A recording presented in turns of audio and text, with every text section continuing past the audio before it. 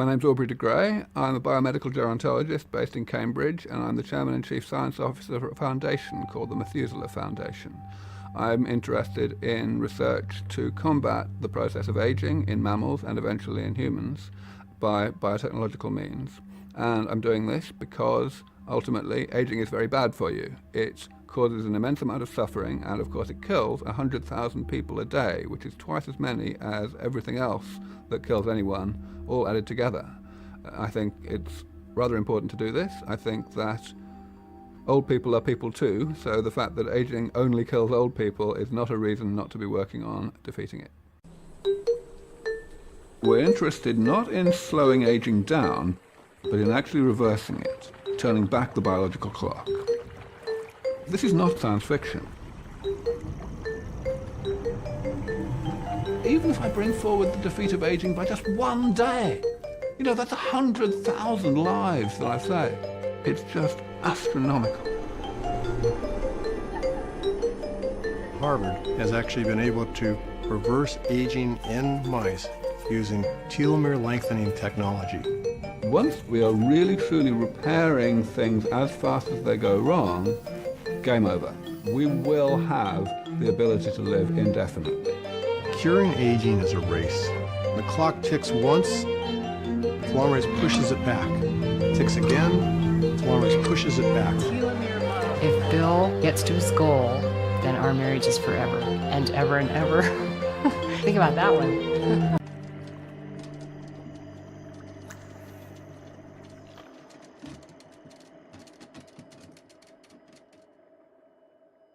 This is a very important point for me to get across because, most people, when they hear that I predict that a lot of people alive today are going to live to 1,000 or more, they think that I'm saying that we're going to invent therapies in the next few decades that are so thoroughly eliminating aging that those therapies will let us live to 1,000 or more. I'm not saying that at all. I'm saying that the rate of improvement of those therapies will be enough. They'll never be perfect, but we'll be able to fix the things that 200-year-olds die of before we have any 200-year-olds, and the same for 300 and 400 and so on. I've decided to give this a little name, which is longevity escape velocity, and it seems to get the point across. So these trajectories here are basically how we would expect people to live in terms of remaining life expectancy as measured by their health, if for given ages that they were at the time that these therapies arrived. If you're already 100, or even if you're 80 and an average 80-year-old, we probably can't do a lot for you with these therapies because you're too close to death's door for the really initial experimental therapies to be good enough for you. You won't be able to withstand them. But if you're only 50, then there's a chance that you might be able to pull out of the dive and, eventually get through this and start becoming biologically younger in a meaningful sense in terms of your youthfulness, both physical and mental, and in terms of your risk of death from age-related causes. And of course, if you're a bit younger than that, then you're never even going to get near to being fragile enough to die of age-related causes. So this is a genuine conclusion that I come to, that the first 150-year-old, we don't know how old that person is today because we don't know how long it's going to take to get these first-generation therapies. But irrespective of that age, I'm claiming that the first person to live to 1,000, subject of course to global catastrophes, is actually probably only about 10 years younger than the first 150-year-old, and that's quite a thought. All right, so finally I'm going to spend the rest of the talk, my last 7.5 minutes, on step one, namely how do we actually get to this moderate amount of life extension that will allow us to get to escape velocity. So you've come up with strategies for engineered negligible senescence, as you call it. So if you could articulate what that is and give us an idea of what the different sources of aging are, and then we'll go through each one and talk about how we can reverse them and control them. So yes, as you say, I've broken these things down into a variety of categories. I normally list 7 different categories of molecular and cellular change that occur throughout life and that are eventually bad for us.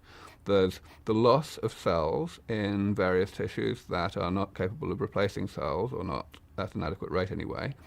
There's the accumulation of cells, and here I'm not talking about cancer, I'm talking about cells that are not necessarily dividing, but they're also not dying when we'd like them to, and so they get in the way in various ways. Then there is the accumulation of mutations in our chromosomes, and that is certainly responsible for cancer.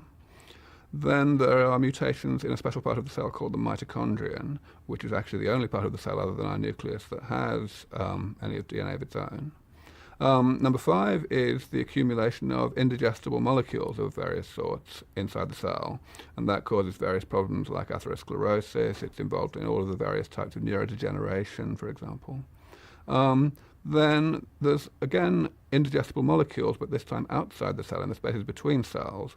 This turns out normally to be proteinaceous material called amyloid, and it's obviously well known in Alzheimer's disease. It's also a feature of diabetes and 1 or 2 other age-related problems.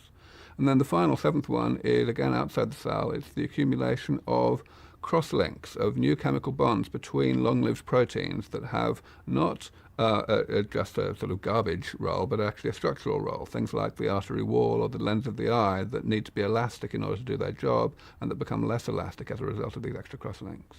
One really useful feature of this is that the various things that accumulate, these changes that accumulate, are occurring throughout life, but they're only seriously bad for us during the later part of life, which tells us that there must be some sort of threshold abundance of these various types of damage, as I like to call them, below which metabolism can just sort of cope perfectly well. I mean, maybe one's peak performance declines, but one's ability to maintain normal performance, whether it be mental or physical, or the ability to fight infections or whatever, is more or less unimpaired. Since you've been talking about aging and trying to defeat it, why is it that you make yourself appear like an old man?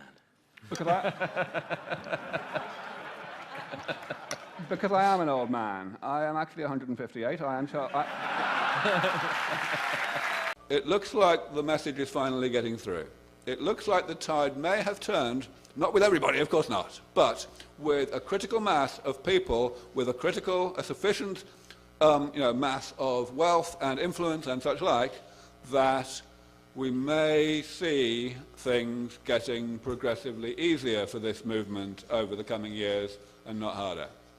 So I'll stop there. I'll just remind you all that I wrote this book 10 years ago, which is a pretty thorough summary of the biology of all of this. It's still relatively up to date, obviously not because nothing's happened, because masses have happened, but rather because the stuff that has happened is pretty much the stuff we predicted would happen in terms of the directions that have been successful in the research. So I recommend it to you, and I will stop there. Thank you. Thank you.